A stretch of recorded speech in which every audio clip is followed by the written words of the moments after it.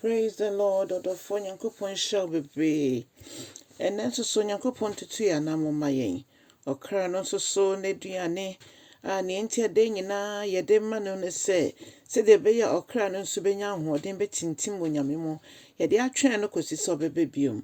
Odofo so wugidi a ene na no pe bia woni me enante emfa asem no mo. And then so Nyame nkronkron so say ye kasachre ye na ma yenti wasie yie ewo Jesus Christ demo. Hallelujah. Odofo me ma wakwa ba nanso de ba oti ase senjumedie yi so.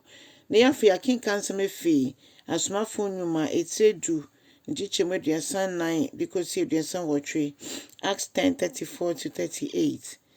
Odofo ye nyina ye kai papa ye friend Cornelius. No you be an ne yemu ye ne nsa mre ochade na Bible chance obom paye de nyina nso nti Nyankopɔn esuma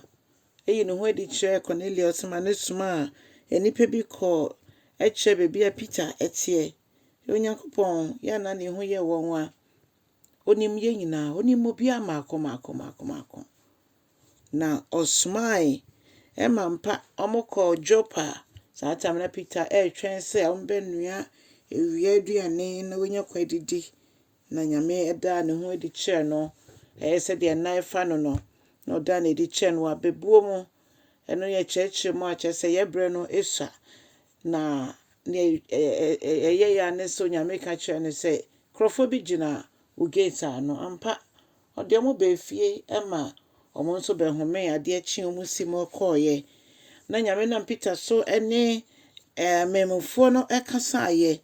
mo ɔmo de ɔmo ho ma Kristo Yesu na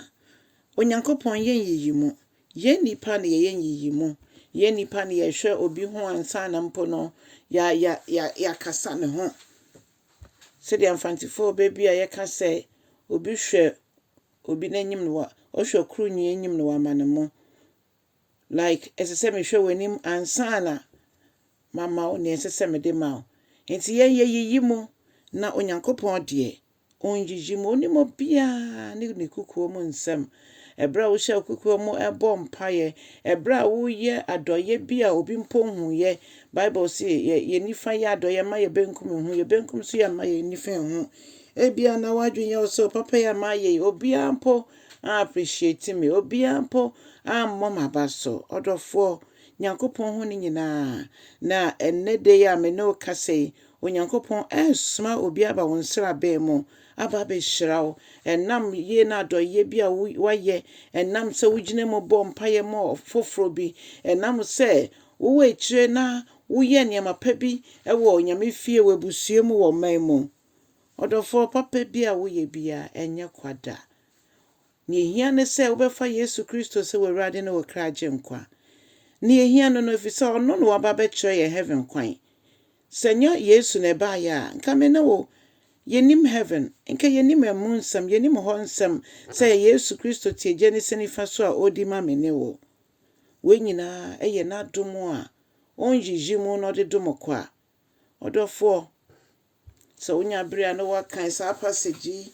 eye Asomafoɔ nnyiyimu etidu no obehu sɛ dia Onyame na Peter so ekasa ma hom kronkron ne sane ye na mutumi no eba fidiem ho menyina so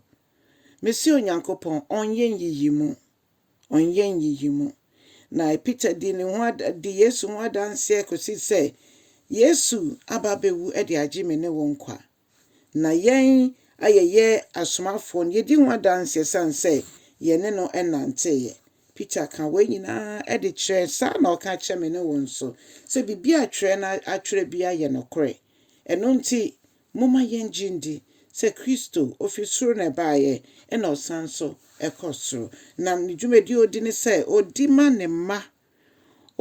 ma ba wiase de obewuji wiase nyina nkwa nti obi obefa Kristo Yesu sɛ ne rad ne kraje nkwa no ewo heaven okwan obeye Nyankopɔn japade beye Nyankopɔn efi pamfo odofo ye twɛn den Kristo betimi aba bere biara nti moma yemfa ye ho emma no yemfa ye ho nto ne so obegye yen na wasiesie yen ama ne ho so wafa Kristo enem meto nsa frɛ wo sɛ fa Kristo fa wo ho bɔ no na wo ho ntɔ ɔbɛma wo asomdwoe a ɛtrɛ wiase nti ase nyinaa so. Ɛnora nso yɛda mo nyinaa ase sɛ mobɛboa wɔ family life education dwumadie so. Ɛbena de bia nso yɛbɛhwɛ wo kwan. Kyɛ asɛm no na ka kyerɛ no sɛ ɔno nso subscribe. Nyame nhyira wo papaapa.